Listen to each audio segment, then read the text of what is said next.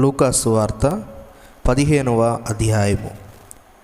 ఒకప్పుడు సమస్తమైన సుంకరులను పాపులను ఆయన బోధ వినుటకు ఆయన దగ్గరకు వచ్చుచుండగా పరిసయ్యులను శాస్త్రులను అది చూచి, ఇతడు పాపులను చేర్చుకొని వారితో కూడా భోజనము చేయుచున్నాడని చాలా సణుగుకొనిరి. అందుకు ఆయన వారితో ఈ ఉపమానము చెప్పెను. మీలో ఏ మనుష్యునికైనను 100 గొర్రెలు కలిగి ఉండగా వాటిలో ఒకటి తప్పిపోయిన ఎడల అతడు 99టిని అడవిలో విడిచిపెట్టి తప్పిపోయినది దొరుకు వరకు దాన్ని వెతక వెళ్ళడా? అది దొరికినప్పుడు సంతోషముతో దానిని తన భుజముల మీద వేసుకొని ఇంటికి వచ్చి తన స్నేహితులను పొరుగువారిని పిలిచి, మీరు నాతో కూడా సంతోషించుడి, తప్పిపోయిన నా గొర్రె దొరికినదని వారితో చెప్పును కదా. అటువలే మారు మనస్సు అక్కరలేని 99 మంది నీతిమంతుల విషయమై కలుగు సంతోషము కంటే మారు మనస్సు పొందు ఒక్క పాపి విషయమై పరలోకమందు ఎక్కువ సంతోషము కలుగును. ఏ స్త్రీకైనను 10 వెండి నాణెములుండగా వాటిలో ఒక నాణెము పోగొట్టుకుంటే ఆమె దీపం వెలిగించి ఇల్లు ఊడ్చి అది దొరుకు వరకు జాగ్రత్తగా వెతకదా? అది దొరికినప్పుడు తన చెలికత్తెలను పొరుగువారిని పిలిచి, నాతో కూడా సంతోషించుడి, నేను పోగొట్టుకొనిన నాణెము దొరికినదని వారితో చెప్పును కదా. అటువలే మారు మనస్సు పొందు ఒక పాపి విషయమై దేవుని దూతల ఎదుట సంతోషము కలుగునని మీతో చెప్పుచున్నానెను. మరియు ఆయన ఇట్లనెను, ఒక మనుష్యునికి 2 కుమారులు ఉండిరి. వారిలో చిన్నవాడు తండ్రి ఆస్తిలో నాకు వచ్చు భాగమిమ్మని తన తండ్రిని అడుగగా అతడు వారికి తన ఆస్తిని పంచిపెట్టెను. కొన్ని దినములైన తరువాత ఆ చిన్న కుమారుడు సమస్తమును కూర్చుకొని దూరదేశమునకు ప్రయాణమైపోయి అచ్చట తన ఆస్తిని దుర్వ్యాపారముల వలన పాడు చేసెను. అదంతయు ఖర్చు చేసిన తరువాత ఆ దేశమందు గొప్ప కరువు రాగా వాడు ఇబ్బంది పడసాగి వెళ్ళి ఆ దేశస్థులలో ఒకరి చెంత చేరెను. అతడు పందులను మేపుటకు తన పొలములలోనికి వానిని పంపెను. వాడు పందులు తినుపొట్టుతో తన కడుపు నింపుకొన ఆశపడును గాని ఎవడును వానికేమీ ఇయ్యలేదు. అయితే బుద్ధి వచ్చినప్పుడు వాడు, నా తండ్రి యొద్ద ఎంతోమంది కూలివాండ్రకు అన్నము సమృద్ధిగా ఉన్నది, నేనైతే ఇక్కడ ఆకలితో చనిపోవుచున్నాను. నేను లేచి నా తండ్రి యొద్దకు వెళ్ళి, తండ్రి, నేను పరలోకమునకు విరోధముగాను నీ ఎదుటను పాపము చేసి తిని ఇక మీదట నీ కుమారుడునని అనిపించుకొనుటకు యోగ్యుడను కాను. నన్ను నీ కూలివారిలో ఒకనిగా పెట్టుకొనమని అతనితో చెప్పుదుననుకొని లేచి తండ్రి యొద్దకు వచ్చెను. వాడింకా దూరముగా ఉన్నప్పుడు తండ్రి వానిని చూచి కనికరపడి పరుగెత్తి వాని మెడ మీద పడి ముద్దు పెట్టుకొనెను. అప్పుడు ఆ కుమారుడు అతనితో, తండ్రి, నేను పరలోకమునకు విరోధముగాను నీ ఎదుటను పాపము చేసి తిని ఇక మీదట నీ కుమారుడునని అనిపించుకొనుటకు యోగ్యుడను కాననెను. అయితే తండ్రి తన దాసులను చూచి ప్రశస్త వస్త్రము త్వరగా తెచ్చి వీనికి కట్టి వీని చేతికి ఉంగరము పెట్టి పాదములకు చెప్పులు తొడిగించుడి, క్రొవ్విన పశువును తెచ్చి వధించుడి, మనము తిని సంతోషపడదము. ఈ నా కుమారుడు చనిపోయి మరలా బ్రతికెను, తప్పిపోయి దొరికెనని చెప్పెను. అంతటా వారు సంతోషపడసాగిరి. అప్పుడు అతని పెద్ద కుమారుడు పొలములో ఉండెను.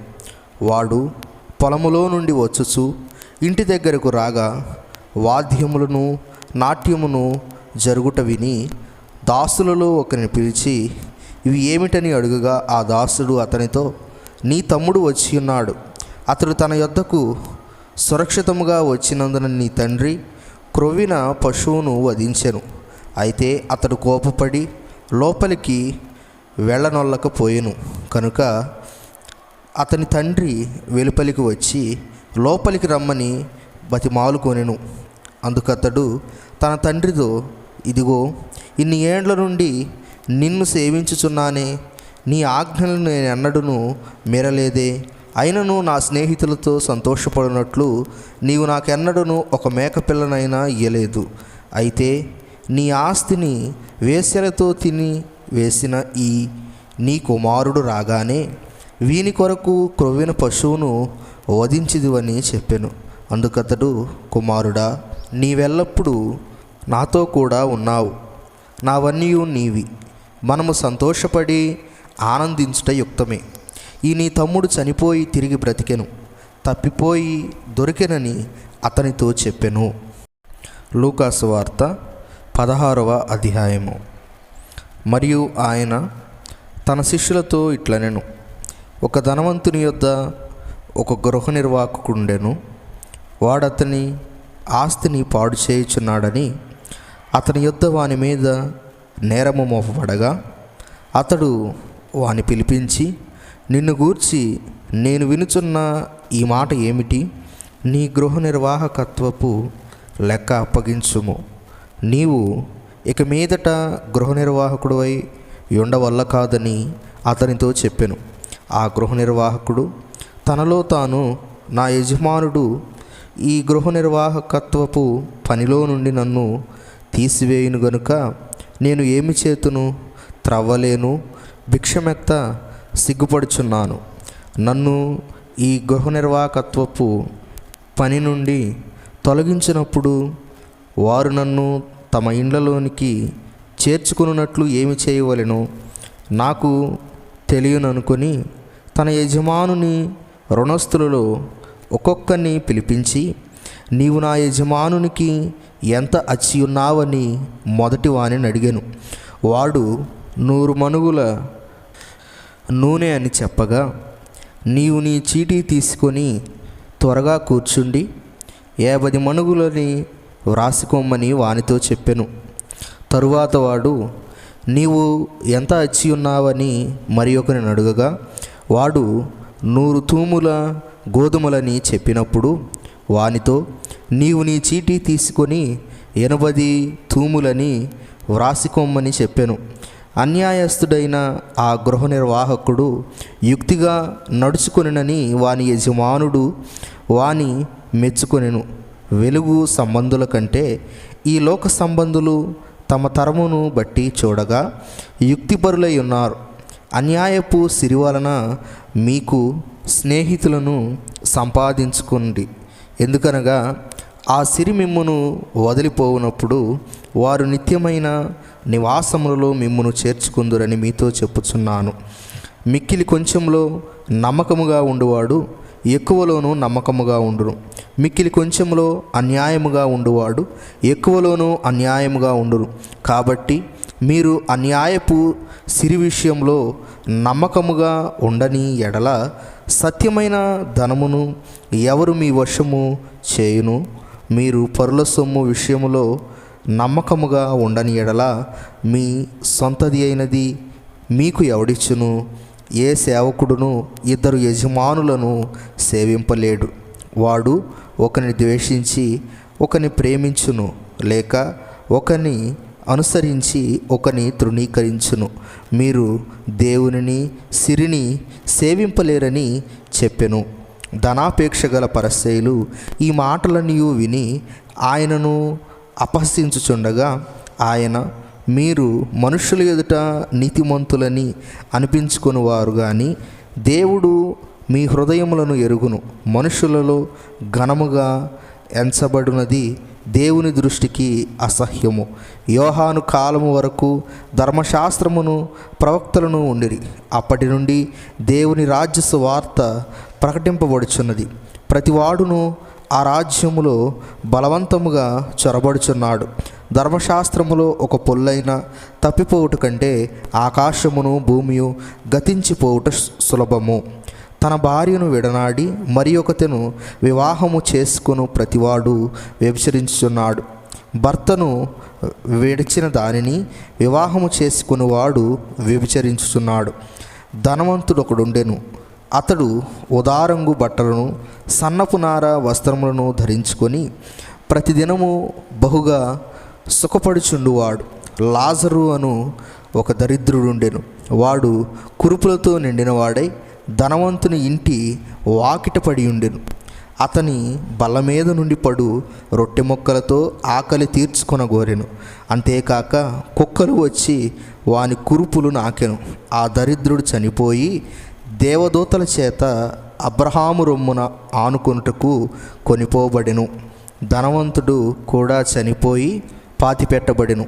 అప్పుడు అతడు పాతాళములో బాధపడుచు కనులెత్తి దూరము నుండి అబ్రహామును అతని రొమ్మున ఆనుకొని ఉన్న లాజరును చూచి, తండ్రివైన అబ్రహామా, నాయందు కనికరపడి తన వ్రేలి కొనను నీళ్లలో ముంచి నా నాలుకను చల్లార్చుటకు లాజరును పంపుము. నేను ఈ అగ్ని జ్వాలల్లో యాతన పడుచున్నానని కేకలు వేసి చెప్పెను. అందుకు అబ్రహాము, కుమారుడా, నీవు నీ జీవితకాలమందు నీకు ఇష్టమైనట్టు సుఖము అనుభవించితివి. అలాగుననే లాజరు కష్టము అనుభవించనని జ్ఞాపకము చేసుకొనుము.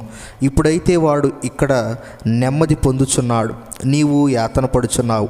అంతేకాక ఇక్కడి నుండి మీ యొద్దకు దాటగోరువారు దాటి పోజాలకుండునట్లు అక్కడ వారు మా యొద్దకు దాటి రాజాలకుండునట్లు మాకును మీకును మధ్య మహా అగాధముంచబడి ఉన్నదని చెప్పెను. అప్పుడు అతడు, తండ్రి, అలాగైతే నాకు 5 సహోదరులు ఉన్నారు. వారును ఈ వేదనకరమైన స్థలమునకు రాకుండా వారికి సాక్ష్యమిచ్చుటకై నా తండ్రి ఇంటికి వాని పంపవలెనని నిన్ను వేడుకొనుచున్నానెను. అందుకు అబ్రహాము, వారి యొద్ద మోషేయు ప్రవక్తలను ఉన్నారు, వారి మాటలు వినవలెనని అతనితో చెప్పగా, అతడు, తండ్రివైన అబ్రహామా, అలాగనవద్దు.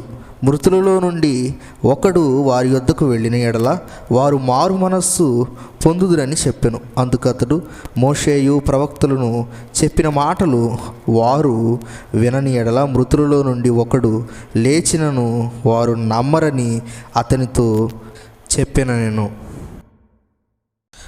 లూకాసు వార్త 17వ అధ్యాయము. ఆయన తన శిష్యులతో ఇట్లనెను, అభ్యంతరములు రాకపోవుట అసాధ్యము గాని అవి ఎవరి వలన వచ్చునో వానికి శ్రమ. వాడి చిన్నవారిలో ఒకనికి అభ్యంతరము కలుగుచేయుట కంటే వాని మెడకు తిరుగటి రాయి కట్టబడి సముద్రములో పడద్రోయబడుట వానికి మేలు. మీ విషయమై మీరే జాగ్రత్తగా ఉండుడి. నీ సహోదరుడు తప్పిదము చేసిన ఎడల అతనిని గద్దించుము. అతడు మారు మనస్సు పొందిన ఎడల అతన్ని క్షమించుము.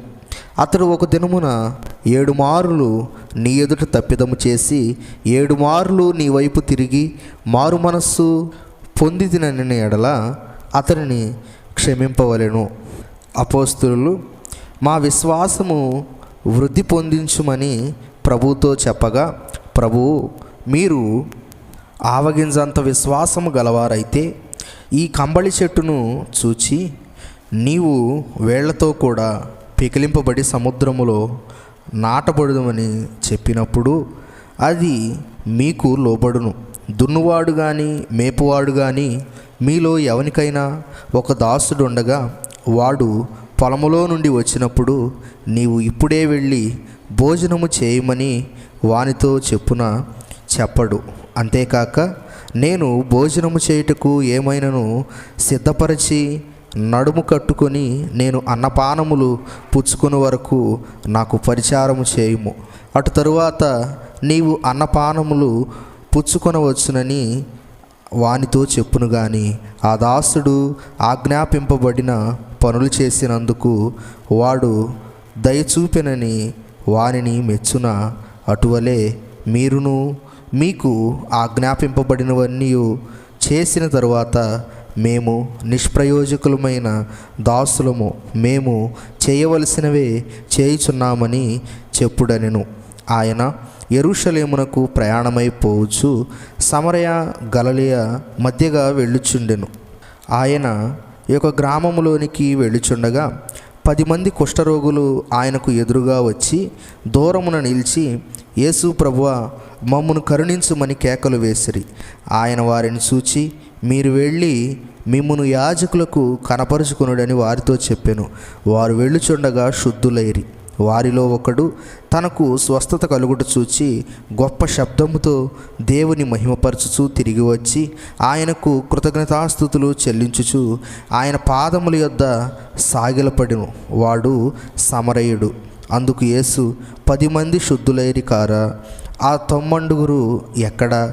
ఈ అన్యుడు తప్ప దేవుని మహిమపరచుటకు తిరిగి వచ్చిన వాడెవడును అగపడలేదా అని చెప్పి, నీవు లేచి పొమ్ము, నీ విశ్వాసము నిన్ను స్వస్థపరిచనని వానితో చెప్పెను. దేవుని రాజ్యం ఎప్పుడు వచ్చునని పరిసయ్యులు ఆయనను అడిగినప్పుడు ఆయన, దేవుని రాజ్యము ప్రత్యక్షముగా రాదు, ఎందుకనగా ఇదిగో దేవుని రాజ్యము మీ మధ్యనే ఉన్నది గనుక ఇదిగో ఇక్కడనని అదిగో అక్కడనని చెప్ప వీలు పడదని వారికి ఉత్తరం ఇచ్చెను. మరియు ఆయన తన శిష్యులతో ఇట్లనెను, మనుష్య కుమారుని దినములలో ఒక దినము చూడవలెనని మీరు కోరు దినములు వచ్చును గాని మీరు ఆ దినమును చూడరు. వారు ఇదిగో ఇక్కడనని అదిగో అక్కడనని మీతో చెప్పిన ఎడల వెళ్ళకుడి, వెంబడింపకుడి. ఆకాశము క్రింద ఒక దిక్కు నుండి మెరుపు మెరిసి ఆకాశము క్రింద మరి ఒక దిక్కున కేలాగు ప్రవేశించునో అలాగున మనుష్య కుమారుడు తన దినమును ఉండును. అయితే ముందుగా ఆయన అనేక హింసలు పొంది ఈ తరము వారి చేత ఉపేక్షింపబడవలెనను. నోవాహు దినములలో జరిగినట్టు మనుష్య కుమారుని దినములలోనూ జరుగును. నోవాహు ఓడలోనికి వెళ్ళిన దినము వరకు జనులు తినుచు త్రాగుచు పెండ్లాడుచు పెండ్లికి ఇయ్యబడుచు నుండిరి. అంతలో జలప్రళయము వచ్చి వారందరినీ నాశనము చేసెను. లోతు దినములలో జరిగినట్టు జరుగును. జనులు తినుచు త్రాగుచు కొనుచు అమ్ముచు వారు నాటుచు ఇండ్లు కట్టుచు నుండిరి.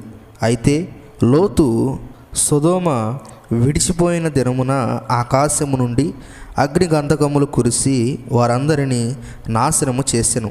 ఆ ప్రకారమే మనుష్య కుమారుడు ప్రత్యక్షమగు దినమున జరుగును. ఆ దినమున మిద్దె మీద ఉండువాడు ఇంట ఉండు తన సామాగ్రిని తీసుకుని పోవుటకు దిగకూడదు. అలాగే పొలములో ఉండువాడును తిరిగి రాకూడదు. లోతు భార్యను జ్ఞాపకము చేసుకునుడి. తన ప్రాణమును రక్షించు కొనగోరువాడు దానిని పోగొట్టుకొను, దానిని పోగొట్టుకొనువాడు దానిని సజీవముగా కాపాడుకొనును. ఆ రాత్రి ఇద్దరొక మంచము మీద ఉందురు. వారిలో ఒకరు కొనిపోబడు, ఒకరు విడిచిపెట్టబడును. ఇద్దరు స్త్రీలు ఒక్క తిరగలి విసురుచుంతురు, ఒకతే కొనిపోబడును, ఒకతే విడిచిపెట్టబడుననెను. శిష్యులు, ప్రభువా, ఇది ఎక్కడ జరుగునని ఆయనను అడిగినందునకు ఆయన, పీనుగు ఎక్కడ ఉన్నదో అక్కడ గద్దలను పోగొగునని వారితో చెప్పెను. లూకాసు వార్త 18వ అధ్యాయము.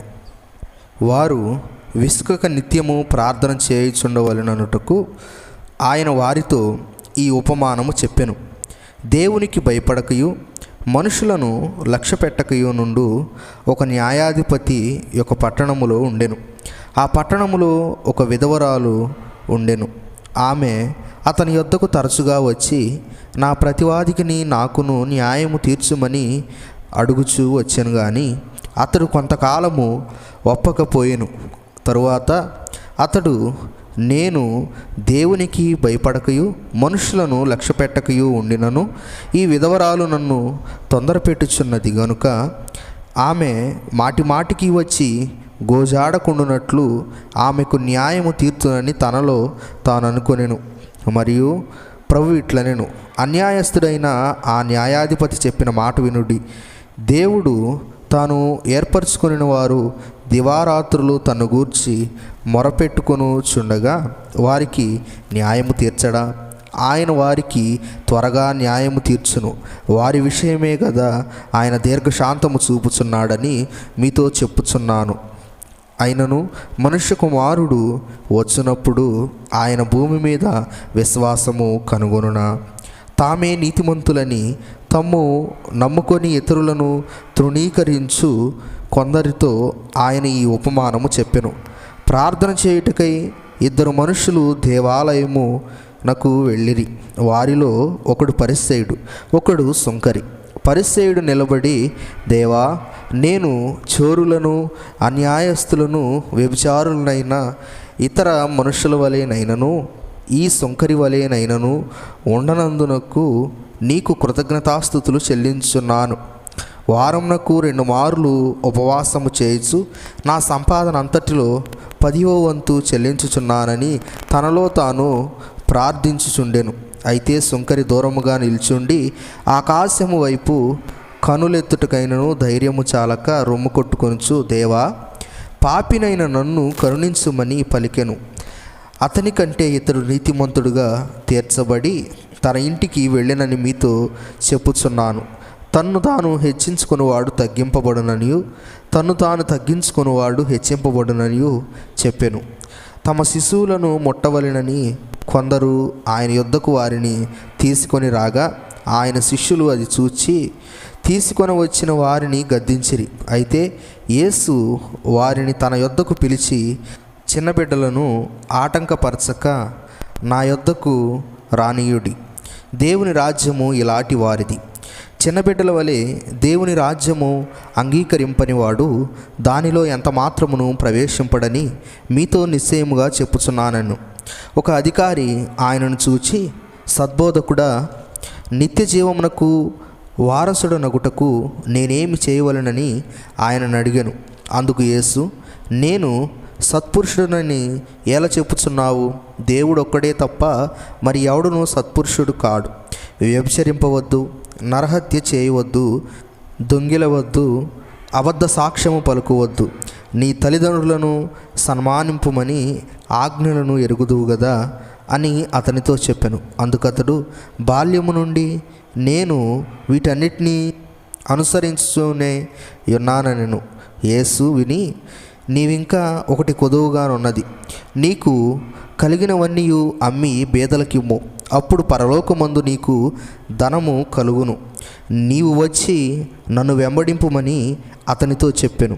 అతడు మిక్కిలి ధనవంతుడు గనుక ఈ మాటలు విని మిక్కిలి వ్యసనపడగా, యేసు అతని చూచి, ఆస్తి గలవారు దేవుని రాజ్యములో ప్రవేశించుట ఎంతో దుర్లభము. ధనవంతుడు దేవుని రాజ్యములో ప్రవేశించుట కంటే సూది బెజ్జములో ఒంటె దూరుట సులభమని చెప్పెను. ఇది వినిన వారు, అలాగైతే ఎవడు రక్షణ పొందగలడని అడుగుగా, ఆయన మనుషులకు అసాధ్యములైనవి దేవునికి సాధ్యములని చెప్పెను. పేతురు, ఇదిగో, మేము మాకు కలిగినవి విడిచిపెట్టి నిన్ను వెంబడించితిమనగా, ఆయన దేవుని రాజ్యము నిమిత్తమై ఇంటినైనను, భార్యనైనను, అన్నదమ్ములనైనను, తల్లిదండ్రులనైనను, పిల్లలనైనను విడిచిపెట్టిన వాడెవడును ఇహమందు చాలా రెట్లు పరమందు నిత్యజీవమును పొందక పోడని నిశ్చయముగా మీతో చెప్పుచున్నానని వారితో అనెను. ఆయన తన 12 మంది శిష్యులను పిలిచి, ఇదిగో, యెరూషలేమునకు వెళ్ళుచున్నాము. మనుష్య కుమారుని గూర్చి ప్రవక్తల చేత వ్రాయబడిన మాటలన్నీ నెరవేర్చబడును. ఆయన అన్యజనులకు అప్పగించబడును. వారు ఆయనను అపహసించి అవమానపరిచి ఆయన మీద ఉమ్మివేసి ఆయనను కొరడాలతో కొట్టి చంపుదురు. 3వ దినమున ఆయన మరలా లేచునని చెప్పెను. వారు ఈ మాటలలో ఒకటైనను గ్రహింపలేదు. ఈ సంగతి వారికి మరుగు చేయబడెను గనుక ఆయన చెప్పిన సంగతులు వారికి బోధపడలేదు. ఆయన యెరికో పట్టణమునకు సమీపించినప్పుడు ఒక గ్రుడ్డివాడు త్రోవ ప్రక్కన కూర్చుండి భిక్షమడుగు కొనుచుండెను. జనసమూహము దాటిపోవచ్చున్నట్టు వాడు చప్పుడు విని అది ఏమని అడుగగా, వారు, నజరేయుడైన యేసు ఈ మార్గమున వెళ్ళుచున్నాడని వానితో చెప్పిరి. అప్పుడు వాడు, యేసు, దావీదు కుమారుడా, నన్ను కరుణించుమని కేకలు వేయగా, ఊరకుండుమని ముందర నడుచుచుండిన వారు వానిని గద్దించిరి. గాని వాడు మరి ఎక్కువగా, దావీదు కుమారుడా, నన్ను కరుణించుమని కేకలు వేసెను. అంతట యేసు నిలిచి వానిని తన యొద్దకు తీసుకొని రమ్మనెను. వాడు దగ్గరకు వచ్చినప్పుడు ఆయన, నేను నీకేమి చేయగోరుచున్నావని అడుగగా, వాడు, ప్రభువా, చూపు పొందగోరుచున్నానెను. యేసు, చూపు పొందుము, నీ విశ్వాసము నిన్ను స్వస్థపరిచెనని వానితో చెప్పెను. వెంటనే వాడు చూపు పొంది దేవుని మహిమపరచుచు ఆయనను వెంబడించెను. ప్రజలందరూ అది చూచి దేవుని స్తోత్రము చేసిరి.